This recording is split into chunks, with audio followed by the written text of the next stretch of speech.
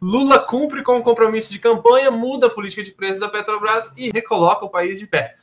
Essa já mudança aí, entre outras mudanças que o Lula já está implementando em 5 meses de governo. Fala aí, Ricardo.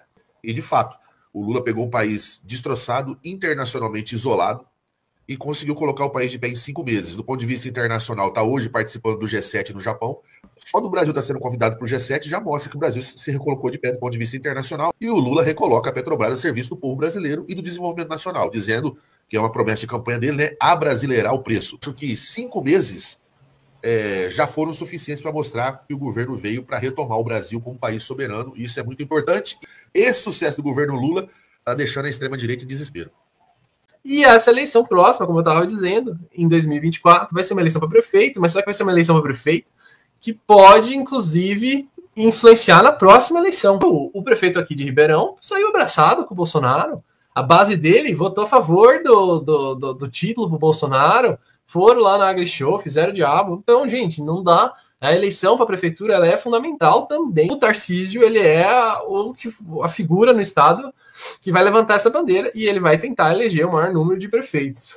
Inclusive, existe essa necessidade aí da gente estar se articulando para ganhar a prefeitura. Não dá para a gente ficar marcando posição mais, porque a gente está na mesma luta que o Lula estava. Marcar posição na eleição passada era um suicídio. Pô, o pessoal fez essa análise, o pessoal foi lá e falou, não vamos lançar candidato, a gente vai apoiar o Lula desde o começo. E é isso que a gente precisa fazer em todas as cidades, é ver quem é o candidato democrata que vai fazer a luta contra o bolsonarismo, e que tem chance, que vai ganhar. É isso que a gente tem que fazer. Exatamente, eu acho que você tem toda a razão quando você coloca que de 2018 para cá se construiu 2 grandes blocos. Um bloco democrático, que ainda não é coeso, não tem um programa, é muito heterogêneo, ainda está em construção, tem o Lula como uma figura importante, central, né, que agregou tudo isso, mas falta programa, falta política, falta rumo, né, tem muita coisa a se construir no campo democrático. Né? Se a gente pegar, por exemplo, e dizer que há semelhanças entre o que acontecia no Brasil no período de transição da ditadura, onde se começou a construir um movimento democrático que acabou desaguando na Constituição, há semelhanças. Mas eu acho que aquele momento para trás, nos anos 80, tinha muito mais conexão entre o campo democrático. Se sabia muito mais qual era o rumo a seguir naquele momento do que agora. Agora está tudo muito ainda informação. O Lula é a figura central e depende dele, inclusive, esse processo de construção. Qual é o programa político desse campo democrático? Qual é o rumo a ser definido? Quais são as propostas claras a se colocar o Brasil nesse campo democrático? Tudo está muito em construção. Do outro lado, você tem um campo não só proto-fascista, é proto-fascista de verdade, porque o proto-fascismo está em crescimento no mundo. Na Europa, nos Estados Unidos, na América Latina, é um fenômeno da nossa conjuntura de crise do capitalismo. Mas não é só a questão de ser proto-fascista e de ter esse discurso excludente do ponto de vista das liberdades individuais e dos direitos civis.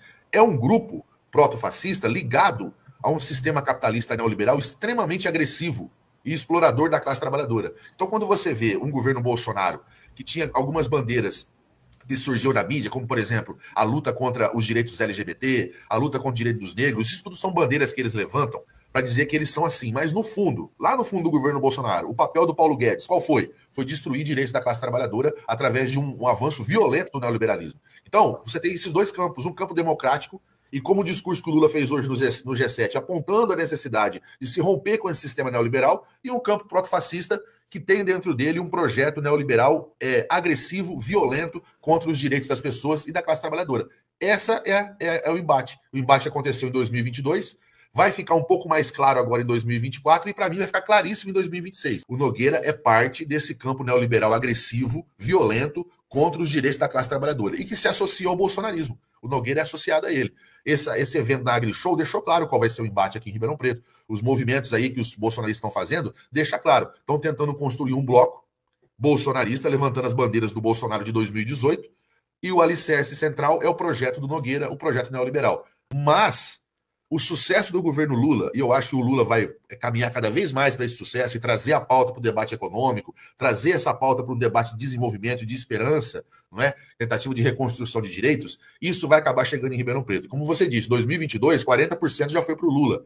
E fazendo a projeção para 2024 e 2026, isso deixa a extrema-direita desesperada. O Tarcísio é o único navio que sobrou no bolsonarismo para tentar navegar aí e voltar ao poder. Vão tentar ganhar o maior número de prefeituras em São Paulo.